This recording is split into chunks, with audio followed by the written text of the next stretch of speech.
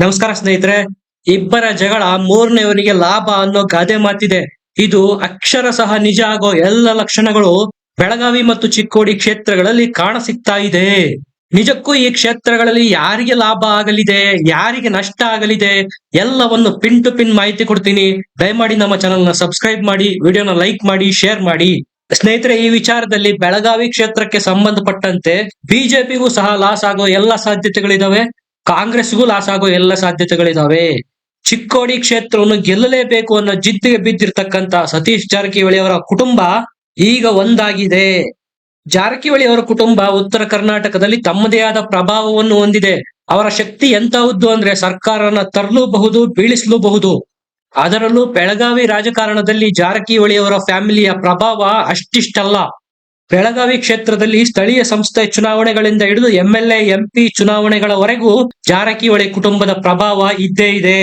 ಈಗ ಇದೇ ಬೆಳಗಾವಿ ರಾಜಕಾರಣದಲ್ಲಿ ಬಹುದೊಡ್ಡ ತಿರುವು ಸಿಗ್ತಾ ಇದೆ. ಅದು ಟಿಕೆಟ್ ಫೈನಲ್ ಆದ ಬೆನ್ನಲ್ಲೇ ಬೆಳಗಾವಿಯಿಂದ ಲಕ್ಷ್ಮೀ ಹೆಬ್ಬಾಳ್ಕರ್ ಅವರ ಪುತ್ರ ಮೃಣಾಲ್ ಹೆಬ್ಬಾಳ್ಕರ್ ಅವರ ಹೆಸರು ಫೈನಲ್ ಆಗಿದೆ. ಈ ಕಡೆ ಚಿಕ್ಕೋಡಿಗೆ ಸತೀಶ್ ಜಾರಕಿಹೊಳಿ ಅವರ ಪುತ್ರಿ ಪ್ರಿಯಾಂಕಾ ಜಾರಕಿಹೊಳಿ ಅವರ ಹೆಸರು ಫೈನಲ್ ಆಗಿದೆ.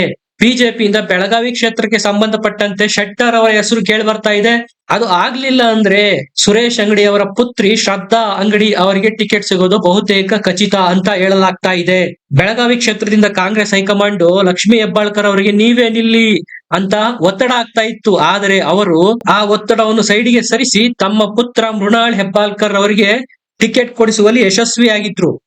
ಈ ಕಡೆ ಚಿಕ್ಕೋಡಿ ಕ್ಷೇತ್ರದಿಂದ ಸತೀಶ್ ಜಾರಕಿಹೊಳಿ ಅವರಿಗೆ ನೀವೇ ನಿಲ್ಲಿ, ಹಾಗಾದ್ರೆ ಮಾತ್ರ ಗೆಲುವು ಸಾಧ್ಯ ಅಂತ ಕಾಂಗ್ರೆಸ್ ಹೈಕಮಾಂಡ್ ಒತ್ತಡ ಆಗ್ತಾ ಇತ್ತು. ಅವರೂ ಸಹ ಆ ಒತ್ತಡವನ್ನು ಬದಿಗೆ ಸರಿಸಿ ತಮ್ಮ ಪುತ್ರಿ ಪ್ರಿಯಾಂಕಾ ಸತೀಶ್ ಜಾರಕಿಹೊಳಿ ಅವರಿಗೆ ಟಿಕೆಟ್ ಕೊಡಿಸುವಲ್ಲಿ ಯಶಸ್ವಿ ಆಗಿದ್ರು. ಈಗ ಬಂದಿರೋ ವಿಷಯ ಪ್ರತಿಷ್ಠೆ. ಟಿಕೆಟ್ ಕೊಡಿಸಿದ ಮೇಲೆ ಗೆಲ್ಲಿಸಿಕೊಳ್ಳಲೇಬೇಕಾದ ಅನಿವಾರ್ಯತೆಗೆ ಇಬ್ಬರು ಸಚಿವರು ಬಿದ್ದಿದ್ದಾರೆ. ಈಗ ತಮ್ಮ ತಮ್ಮ ಕ್ಷೇತ್ರಗಳಲ್ಲಿ ತಾವೆಷ್ಟು ಬಲಿಷ್ಠರು ಅಂತ ಪ್ರೂವ್ ಮಾಡಬೇಕಾದ ಸಮಯ ಬಂದೊದಗಿದೆ. ಬೆಳಗಾವಿ ಕ್ಷೇತ್ರದಿಂದ ಲಕ್ಷ್ಮೀ ಹೆಬ್ಬಾಳ್ಕರ್ ಅವರು ತಮ್ಮ ಎಲ್ಲ ಶಕ್ತಿ ಸಾಮರ್ಥ್ಯಗಳನ್ನು ಹಾಕಿ ಮೃಣಾಲ್ ಹೆಬ್ಬಾಳ್ಕರ್ ಅವರನ್ನು ಗೆಲ್ಲಿಸಿಕೊಳ್ಳೋದಕ್ಕೆ ಶತ ಪ್ರಯತ್ನ ಮಾಡ್ತಾ ಇದ್ದಾರೆ. ಅದೇ ತರ ಈ ಕಡೆ ಚಿಕ್ಕೋಡಿ ಕ್ಷೇತ್ರದಿಂದ ಸಹ ಸತೀಶ್ ಜಾರಕಿಹೊಳಿ ಅವರು ತಮ್ಮ ಎಲ್ಲ ಪ್ರಯತ್ನಗಳನ್ನು ಹಾಕಿ ತಮ್ಮ ಪುತ್ರಿ ಪ್ರಿಯಾಂಕಾ ಸತೀಶ್ ಜಾರಕಿಹೊಳಿ ಅವರನ್ನು ಗೆಲ್ಲಿಸಿಕೊಳ್ಳೋದಕ್ಕೆ ಬೇಕಾದ ಎಲ್ಲ ಶತ ಪ್ರಯತ್ನಗಳನ್ನು ಮಾಡ್ತಾ ಇದ್ದಾರೆ. ಸ್ನೇಹಿತರೆ, ಟ್ವಿಸ್ಟ್ ಇರೋದೇ ಇಲ್ಲಿ. ಅಕಸ್ಮಾತ್ ಏನಾದ್ರೂ ಲಕ್ಷ್ಮೀ ಹೆಬ್ಬಾಳ್ಕರ್ ಅವರ ಪುತ್ರ ಬೆಳಗಾವಿನಲ್ಲಿ ಗೆದ್ರೆ ಬೆಳಗಾವಿ ಕ್ಷೇತ್ರದಲ್ಲಿ ಹೆಬ್ಬಾಳ್ಕರ್ ಅವರ ಪರಿವಾರದ ಹಿಡಿತ ಜಾಸ್ತಿ ಆಗ್ಬಿಡುತ್ತೆ. ಈ ಕಡೆ ಚಿಕ್ಕೋಡಿ ಕ್ಷೇತ್ರದಿಂದ ಏನಾದ್ರೂ ಪ್ರಿಯಾಂಕಾ ಸತೀಶ್ ಜಾರಕಿಹೊಳಿ ಅವರು ಸೋತ್ರೆ ಸಹಜವಾಗಿ ಅದು ರಾಜಕೀಯದಲ್ಲಿ ಸತೀಶ್ ಜಾರಕಿಹೊಳಿ ಅವರಿಗೆ ಹಿನ್ನಡೆಯಾಗಿಬಿಡುತ್ತೆ. ಇದನ್ನೇ ಉಲ್ಟಾ ಸಹ ಆಗಬಹುದು. ಅಕಸ್ಮಾತ್ ಏನಾದ್ರೂ ಲಕ್ಷ್ಮೀ ಹೆಬ್ಬಾಳ್ಕರ್ ಅವರು ಬೆಳಗಾವಿ ಕ್ಷೇತ್ರದಿಂದ ತಮ್ಮ ಪುತ್ರ ಮೃಣಾಲ್ ಹೆಬ್ಬಾಳ್ಕರ್ ಅವರನ್ನು ಗೆಲ್ಲಿಸಿಕೊಳ್ಳೋದ್ರಲ್ಲಿ ಸೋತ್ರೆ, ಅಂದ್ರೆ ಮೃಣಾಲ್ ಹೆಬ್ಬಾಳ್ಕರ್ ಅವರು ಏನಾದ್ರೂ ಸೋತ್ರೆ ಖಂಡಿತವಾಗಿಯೂ ಇದು ಅವರ ಇಮೇಜ್ಗೆ ಧಕ್ಕೆ ತರುತ್ತೆ. ಬೆಳಗಾವಿ ಕ್ಷೇತ್ರದ ಮೇಲಿನ ಹಿಡಿತ ಕಡಿಮೆಯಾಗೋದ್ರಲ್ಲಿ ಸಂದೇಹ ಇಲ್ಲ. ಅದೇ ರೀತಿ ಚಿಕ್ಕೋಡಿ ಕ್ಷೇತ್ರದಿಂದ ಸತೀಶ್ ಜಾರಕಿಹೊಳಿ ಅವರು ತಮ್ಮ ಪುತ್ರಿ ಪ್ರಿಯಾಂಕಾ ಸತೀಶ್ ಜಾರಕಿಹೊಳಿ ಅವರನ್ನು ಗೆಲ್ಲಿಸಿಕೊಂಡು ಬಂದರೆ ಅದರ ಪ್ರಭಾವ ಇನ್ನಷ್ಟು ಹೆಚ್ಚಾಗುತ್ತೆ. ಚಿಕ್ಕೋಡಿ ಕ್ಷೇತ್ರದ ಜೊತೆಗೆ ಬೆಳಗಾವಿ ಕ್ಷೇತ್ರದಲ್ಲೂ ಸಹ ಸತೀಶ್ ಜಾರಕಿಹೊಳಿ ಅವರು ತಮ್ಮ ಪ್ರಭಾವವನ್ನು ಸಾಬೀತುಪಡಿಸಿದಂತಾಗುತ್ತೆ. ಹಾಗಾಗಿ ನಾನು ಹೇಳಿದ್ದು, ಬೆಳಗಾವಿ ಮತ್ತು ಚಿಕ್ಕೋಡಿ ಕ್ಷೇತ್ರಗಳ ಚುನಾವಣೆ ಹಣಾಹಣಿ ಎರಡು ಪ್ರತಿಷ್ಠಿತ ಕುಟುಂಬಗಳ ನಡುವಿನ ಜಿದ್ದಾಜಿದ್ದಿಗೆ ಕಾರಣ ಆಗಿದೆ. ಹೇಗಾದ್ರೂ ಮಾಡಿ ತಮ್ಮ ಕ್ಷೇತ್ರದಲ್ಲಿ ತಾವು ನಿಲ್ಲಿಸಿದ ಅಭ್ಯರ್ಥಿಗಳನ್ನು ಗೆಲ್ಲಿಸಿಕೊಂಡು ಬರಲೇಬೇಕು ಅನ್ನೋ ಅನಿವಾರ್ಯತೆಗೆ ಬೆಳಗಾವಿಯಲ್ಲಿ ಲಕ್ಷ್ಮೀ ಹೆಬ್ಬಾಳ್ಕರ್ ಅವರು ಬಿದ್ದಿದ್ದಾರೆ. ಈ ಕಡೆ ಚಿಕ್ಕೋಡಿನಲ್ಲಿ ಸತೀಶ್ ಜಾರಕಿಹೊಳಿ ಅವರು ಬಿದ್ದಿದ್ದಾರೆ.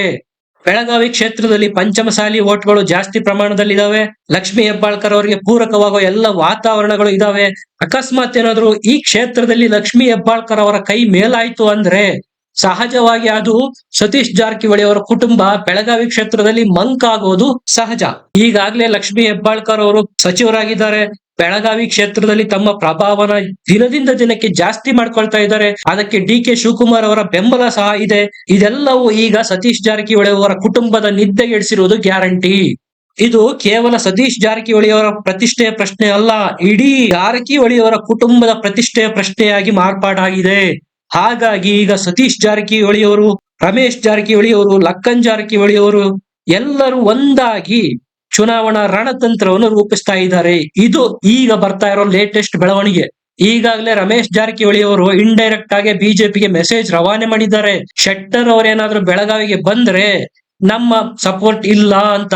ಸಾಕಷ್ಟು ಬಾರಿ ರಮೇಶ್ ಜಾರಕಿಹೊಳಿ ಅವರು ಬಂಡಾಯ ಎದ್ದಿರೋ ನಾಯಕ ಈಶ್ವರಪ್ಪ ಅವರನ್ನು ಸಹ ಮೀಟ್ ಮಾಡಿದ್ದಾರೆ. ಬೆಳಗಾವಿಗೆ ಶೆಟ್ಟರ್ ಬೇಡ, ಅವರು ಹೊರಗಿನವರಾಗ್ತಾರೆ, ಲೋಕಲ್ ಅಲ್ಲಿರೋ ಯಾರಿಗಾದ್ರೂ ಟಿಕೆಟ್ ಕೊಡಿ, ನಾವು ಕೆಲಸ ಮಾಡ್ತೀವಿ ಅಂತ ರಮೇಶ್ ಜಾರಕಿಹೊಳಿ ಅವರು ಹೇಳಿದ್ರು. ಇದರ ಅರ್ಥ ಬೇರೆ ಏನೂ ಅಲ್ಲ, ನಾವು ನಮ್ಮ ಕುಟುಂಬದ ಕುಡಿ ಪ್ರಿಯಾಂಕಾ ಜಾರಕಿಹೊಳಿ ಅವರ ಗೆಲುವಿಗೆ ಮತ್ತೊಮ್ಮೆ ಒಂದಾಗಿದ್ದೇವೆ ಅನ್ನೋ ಸಂದೇಶವನ್ನು ಸಹ ಈ ಮೂಲಕ ಕೊಟ್ಟಿದ್ರು. ಮತ್ತು ಲಕ್ಷ್ಮೀ ಹೆಬ್ಬಾಳ್ಕರ್ ಅವರ ಕೈ ಮೇಲಾಗದಂತೆ ಬೆಳಗಾವಿನಲ್ಲಿ ತಡೆಯಲು ಬೇಕಾದ ಎಲ್ಲ ರಣತಂತ್ರಗಳನ್ನು ಜಾರಕಿಹೊಳಿ ಅವರ ಕುಟುಂಬ ಮಾಡ್ತಾ ಇದೆ. ಈ ಎಲ್ಲ ಬೆಳವಣಿಗೆಗಳ ನಡುವೆನೆ ಪ್ರಿಯಾಂಕಾ ಸತೀಶ್ ಜಾರಕಿಹೊಳಿ ಅವರ ಸಹೋದರ ರಾಹುಲ್ ಜಾರಕಿಹೊಳಿ ಲಕ್ಕನ್ ಜಾರಕಿಹೊಳಿ ಅವರನ್ನು ಬಂದು ಭೇಟಿ ಮಾಡಿದ್ದಾರೆ. ಲಕ್ಕನ್ ಜಾರಕಿಹೊಳಿ ಅವರು ಪರಿಷತ್ ಸದಸ್ಯರು. ಇವರು ರಮೇಶ್ ಜಾರಕಿಹೊಳಿ ಅವರ ಬಣದಲ್ಲಿ ಗುರುತಿಸಿಕೊಂಡಿದ್ದಾರೆ, ಅಂದ್ರೆ ಅವರು ಬಿಜೆಪಿನಲ್ಲಿ ಇದ್ದಾರೆ. ಬಿಜೆಪಿನಲ್ಲಿರೋ ಲಕ್ಕನ್ ಜಾರಕಿಹೊಳಿ ಅವರನ್ನು ಕಾಂಗ್ರೆಸ್ ಅಭ್ಯರ್ಥಿಯಾಗಿರೋ ಪ್ರಿಯಾಂಕಾ ಸತೀಶ್ ಜಾರಕಿಹೊಳಿ ಅವರ ಸಹೋದರ ರಾಹುಲ್ ಜಾರಕಿಹೊಳಿ ಅವರು ಬಂದು ಭೇಟಿ ಆಗೋದು ಯಾಕೆ? ಇಲ್ಲೇ ಇರೋದು ಟ್ವಿಸ್ಟ್. ಭೇಟಿಯಾಗಿರೋದಷ್ಟೇ ಅಲ್ಲ, ರಾಹುಲ್ ಜಾರಕಿಹೊಳಿ ಅವರು ಲಕ್ಕನ್ ಜಾರಕಿಹೊಳಿ ಅವರಿಗೆ ಪ್ರಚಾರಕ್ಕೆ ಬನ್ನಿ, ನಮ್ಮ ಪರವಾಗಿ ಪ್ರಚಾರ ಮಾಡಿ, ನನ್ನ ಸಹೋದರಿ ಪ್ರಿಯಾಂಕಾ ಜಾರಕಿಹೊಳಿ ಅವರ ಗೆಲುವಿಗೆ ಶ್ರಮಿಸಿ ಅನ್ನೋ ಮನವಿಯನ್ನು ಸಹ ಮಾಡಿದ್ದಾರೆ. ಹಾಗಾಗಿ ಹೇಳಿದ್ದು, ಪ್ರಿಯಾಂಕಾ ಜಾರಕಿಹೊಳಿ ಅವರ ಗೆಲುವಿಗಾಗಿ ಲಕ್ಕನ್ ಜಾರಕಿಹೊಳಿ, ಸತೀಶ್ ಜಾರಕಿಹೊಳಿ ಮತ್ತು ರಮೇಶ್ ಜಾರಕಿಹೊಳಿ ಮೂರೂ ಜನ ಸಹೋದರರು ಬೇರೆ ಬೇರೆ ಪಕ್ಷಗಳಲ್ಲಿ ಇದ್ರೂ ಸಹ ಒಂದಾಗಿದ್ದಾರೆ. ಇಷ್ಟೇ ಅಲ್ಲದೆ ರಮೇಶ್ ಜಾರಕಿಹೊಳಿ ಅವರ ಆಪ್ತ ವಲಯದಲ್ಲಿರೋ ಶ್ರೀಮಂತ ಪಾಟೀಲ್ ಮತ್ತು ಈ ಹಿಂದೆ ಲಕ್ಷ್ಮಣ್ ಸವದಿ ಅವರ ವಿರುದ್ಧ ಸ್ಪರ್ಧೆ ಮಾಡಿದ್ರಲ್ಲ ಮಹೇಶ್ ಕುಮಟಳ್ಳಿ, ಅವರು ಸಹ ಈಗ ಪ್ರಿಯಾಂಕಾ ಸತೀಶ್ ಜಾರಕಿಹೊಳಿ ಅವರ ಪರ ಕೆಲಸ ಮಾಡೋದಕ್ಕೆ ಒಪ್ಪಿಕೊಂಡಿದ್ದಾರೆ ಅನ್ನುವಂತ ವಿಷಯಗಳು ಈಗ ಬೆಳಕಿಗೆ ಬರ್ತಾ ಇದೆ. ಅವರು ಓಪನ್ ಆಗಿ ಪ್ರಿಯಾಂಕಾ ಸತೀಶ್ ಜಾರಕಿಹೊಳಿ ಅವರ ಪರ ಮತಯಾಚನೆ ಮಾಡದೇ ಇದ್ರು ಸಹ ತಮ್ಮ ತಮ್ಮ ಕ್ಷೇತ್ರಗಳಲ್ಲಿ ಅಥಣಿ, ಕಾಗವಾಡ ಕಾಂಗ್ರೆಸ್ ಅಭ್ಯರ್ಥಿಯ ಪರ ಕೆಲಸ ಮಾಡಿದ್ರು ಸಾಕು, ಅವರ ಗೆಲುವು ನಿಚ್ಚಳ ಆಗೋದ್ರಲ್ಲಿ ಯಾವುದೇ ಸಂದೇಹಗಳು ಈಗ ಉಳಿದಿಲ್ಲ.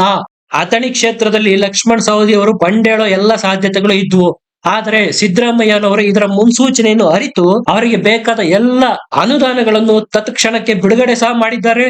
ಎಲೆಕ್ಷನ್ ಆದ ನಂತರ ನಿಮ್ಮನ್ನು ಸಚಿವ ಸಂಪುಟಕ್ಕೆ ಸೇರಿಸಿಕೊಳ್ತೀವಿ ಅನ್ನೋ ಭರವಸೆಯನ್ನು ಸಹ ಸಿದ್ದರಾಮಯ್ಯ ಅವರು ಲಕ್ಷ್ಮಣ್ ಸವದಿಗೆ ಕೊಟ್ಟಿದ್ದಾರೆ. ಸಹಜವಾಗಿ ಈಗ ಲಕ್ಷ್ಮಣ್ ಸವದಿ ಅವರು ಪ್ರಿಯಾಂಕಾ ಸತೀಶ್ ಜಾರಕಿಹೊಳಿ ಅವರ ಗೆಲುವಿಗೆ ಶ್ರಮಿಸ್ತಾರೆ. ಒಂದು ಹಂತದವರೆಗೂ ಸತೀಶ್ ಜಾರಕಿಹೊಳಿ ಅವರ ಫ್ಯಾಮಿಲಿ ಅವರು ಪ್ರಿಯಾಂಕಾ ಸತೀಶ್ ಜಾರಕಿಹೊಳಿ ಅವರ ಗೆಲುವಿಗೆ ಏನೇನು ಬೇಕೋ ಆ ಎಲ್ಲ ಪ್ರಯತ್ನಗಳನ್ನು ಮಾಡಿದ್ದಾರೆ. ರಮೇಶ್ ಜಾರಕಿಹೊಳಿ ಅವರ ಫ್ಯಾಮಿಲಿ ಅವರಂತೂ ಈಗ ಪ್ರಿಯಾಂಕಾ ಸತೀಶ್ ಜಾರಕಿಹೊಳಿ ಅವರ ಬೆನ್ನಿಗೆ ನಿಲ್ಲೋದಕ್ಕೆ ರೆಡಿಯಾಗಿದ್ದಾರೆ. ಈ ಕಡೆ ಚಿಕ್ಕೋಡಿ ಕ್ಷೇತ್ರದಿಂದ ಬಿಜೆಪಿ ಅಭ್ಯರ್ಥಿಯಾಗಿ ಅಣ್ಣಾ ಸಾಹೇಬ್ ಜೊಲ್ಲೆ ಅವರು ಕಣಕ್ಕಿಳಿದಿದ್ದಾರೆ. ಜೊಲ್ಲೆ ಕುಟುಂಬ ಮತ್ತು ಜಾರಕಿಹೊಳಿ ಅವರ ಕುಟುಂಬ ಹಿಂದಿನಿಂದಲೂ ಹಣಾಹಣಿ ನಡೆದುಕೊಂಡು ಬಂದೇ ಇದೆ. ಈ ಹಿಂದೆ ಸಹ ಶಶಿಕಲಾ ಜೊಲ್ಲೆ ಅವರ ವಿರುದ್ಧ ಸಮರ ಸಾರಿತ್ತು ಜಾರಕಿಹೊಳಿ ಫ್ಯಾಮಿಲಿ. ಈಗ ಮತ್ತದೇ ಜೊಲ್ಲೆ ಫ್ಯಾಮಿಲಿ ವಿರುದ್ಧ ಸಿಡಿದೆದ್ದಿದ್ದಾರೆ ಜಾರಕಿಹೊಳಿ ಫ್ಯಾಮಿಲಿ. ಈ ಎಲ್ಲ ರಮೇಶ್ ಜಾರಕಿಹೊಳಿ ಅವರ ನಡೆ ಬಿಜೆಪಿಗೆ ಈಗ ಬಹುದೊಡ್ಡ ಆಘಾತ ತಂದುಕೊಟ್ಟಿದೆ. ಚಿಕ್ಕೋಡಿನಲ್ಲೇನಾದ್ರೂ ಬಿಜೆಪಿ ಸೋತ್ರೆ ಸಹಜವಾಗಿ ಅದು ಜಾರಕಿಹೊಳಿ ಕುಟುಂಬದ ಗೆಲುವಾಗುತ್ತೆ. ಬೆಳಗಾವಿನಲ್ಲಿ ಬಿಜೆಪಿ ಅವರೇನಾದ್ರೂ ಜಗದೀಶ್ ಶೆಟ್ಟರ್ ಅವರಿಗೆ ಟಿಕೆಟ್ ಕೊಟ್ರೆ ಜಾರಕಿಹೊಳಿ ಅವರ ಕುಟುಂಬ ಸಹಕಾರ ಕೊಡುತ್ತಾ ಅನ್ನೋದು ಈಗ $1,000,000 ಪ್ರಶ್ನೆ. ಒಳೇಟಿನ ಸಾಧ್ಯತೆಗಳು ಈ ಕ್ಷೇತ್ರದಲ್ಲಿ ಜಾಸ್ತಿ ಇದಾವೆ. ಬೆಳಗಾವಿ ಕ್ಷೇತ್ರದಲ್ಲಿ ಏನಾದ್ರು ಶೆಟ್ಟರ್ ಅವ್ರನ್ನ ಬಿಟ್ಟು ಬೇರೆ ಸ್ಥಳೀಯರಿಗೆ ಟಿಕೆಟ್ ಕೊಟ್ರೆ ಇದೇ ಜಾರಕಿಹೊಳಿ ಅವರ ಕುಟುಂಬ ಮೃಣಾಲ್ ಹೆಬ್ಬಾಳ್ಕರ್ ಅವರಿಗೆ ಒಳೇಟು ಕೊಡುತ್ತಾ ಅನ್ನೋದು ಕಾದು ನೋಡಬೇಕು. ಸ್ನೇಹಿತರೆ, ಇದಿಷ್ಟು ಬೆಳಗಾವಿ ಮತ್ತು ಚಿಕ್ಕೋಡಿ ಕ್ಷೇತ್ರಗಳ ಹಣಾಹಣಿಗೆ ಸಂಬಂಧಪಟ್ಟಂತೆ. ನಿಮ್ಮ ಅಭಿಪ್ರಾಯಗಳನ್ನು ಕಮೆಂಟ್ ನಲ್ಲಿ ಬರೆದು ತಿಳಿಸಿ. ವಿಡಿಯೋನ ಲೈಕ್ ಮಾಡಿ, ಶೇರ್ ಮಾಡಿ, ನಮ್ಮ ಚಾನೆಲ್ ನ ಸಬ್ಸ್ಕ್ರೈಬ್ ಮಾಡಿ. ಮತ್ತೆ ಸಿಗೋಣ. ಧನ್ಯವಾದ.